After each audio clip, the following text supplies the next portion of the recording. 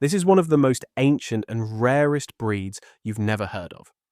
With over 2,000 years of recorded history used amongst hunters and nobles in ancient China, these dogs managed to survive war, political upheaval, and near extinction. Although not extinct, these are an extremely rare breed, but still a living relic of ancient China. To understand the Chuandong Hound, we need to go back, way back, to ancient China.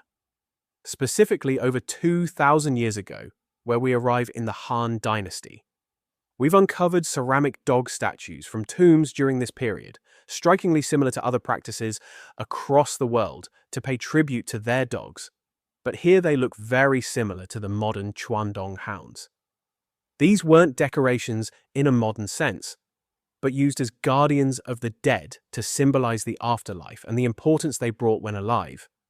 Even back here, the importance of a dog was not limited to just being a pet, but as a protector, bred amongst the regions close to Chongqing and Sichuan, known for their rugged terrain and harsh conditions. A dog here would need to provide significant value to earn its keep, especially when food supplies and resources were tight. This isolation and constant challenge has molded the dog we see today. Unlike other modern breeds, this one developed over centuries with much less outside influence. Here's where the ancient breed's path to modern-day existence started.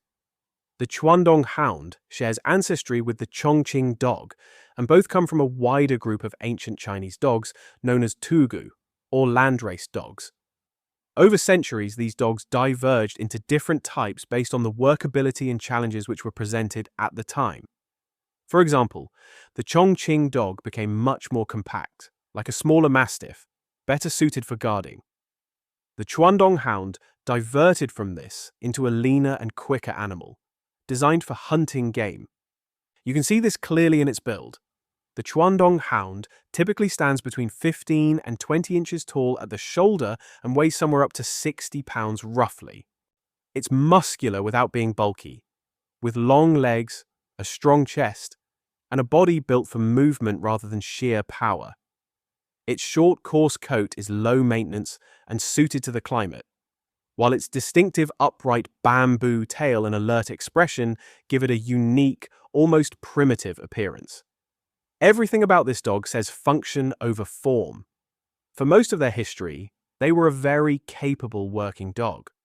Rural China had an array of wild animals, from small game to rabbits and foxes to larger prey like deer and wild boar.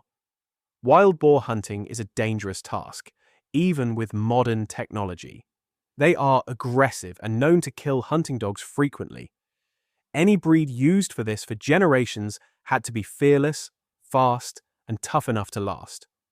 Weak dogs were not bred from, as they likely didn't even last in these harsh conditions. Hunting during the day, and at night, they guarded. A dual role is one of the reasons they survived for so long.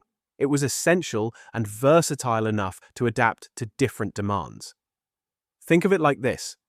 Having a separate hunting dog and guard dog means two mouths to feed. If a dog is sufficient at both, and resources are low, why wouldn't you pick the jack of all trades?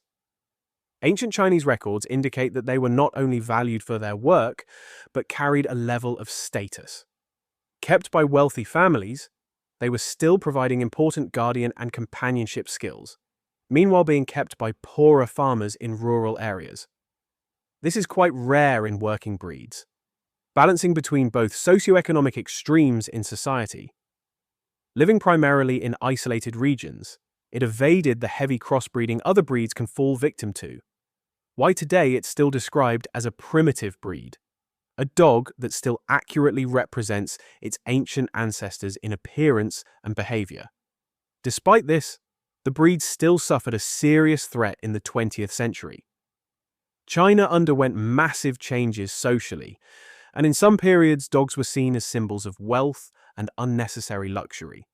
Ownership was discouraged, and in some extreme cases, large numbers of dogs were culled. By the early 1990s, populations were estimated to be no more than a few hundred globally. For a breed that was already concentrated within rural areas, this had a big impact, dropping the population dramatically. But things continued to get worse. Disease outbreaks like SARS roughly 25 years ago led to even more culling of dogs in other regions. By this point, the Chuandong Hound was dangerously close to extinction altogether. At one point, estimates suggest there were fewer than a few thousand left in the entire world. After surviving for over 2,000 years, the breed suddenly found itself on the brink of extinction. But how did it survive? Fortunately, it's the same answer which shaped the breed originally: their environment. Urbanized areas saw a steeper decline in dog populations, but remote, mountainous regions had to keep these for working priorities. These were not symbols of excessive wealth in these communities, so were less affected. The need for guardian and protection dogs did not diminish.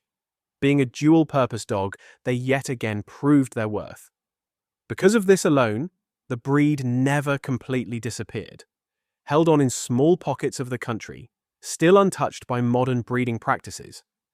In a way, the dog was revived by going back to its roots yet again.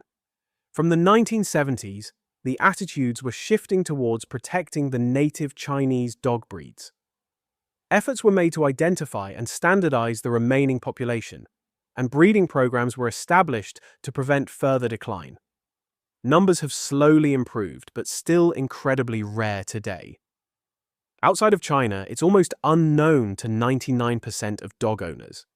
Even within China, other popular breeds are favored, so still a very niche choice in their homeland. So, what is the dog like today?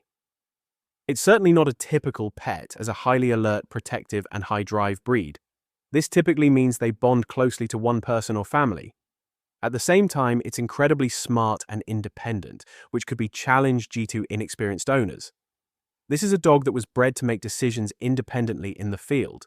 Whilst hunting boar or protecting the land around them, they needed a strong instinct to guide their survival and success. Pair this with a muscular dog which can weigh up to 60 pounds, they are an extremely capable breed.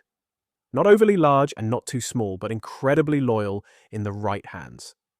For these reasons, its population is still relatively small, and most breeding efforts are concentrated within China. It hasn't been widely exported, and it hasn't been commercialized in the way many other breeds have. In a world where dog breeds are often shaped by trends and demand, the Chuandong Hound has remained largely untouched. And that rarity is part of what makes it so fascinating. The Chuandong Hound isn't just another breed, it's a survivor. A dog that has lived through empires, revolutions, and near extinction, and still exists today, much as it did thousands of years ago. Still strong, still loyal, still ancient.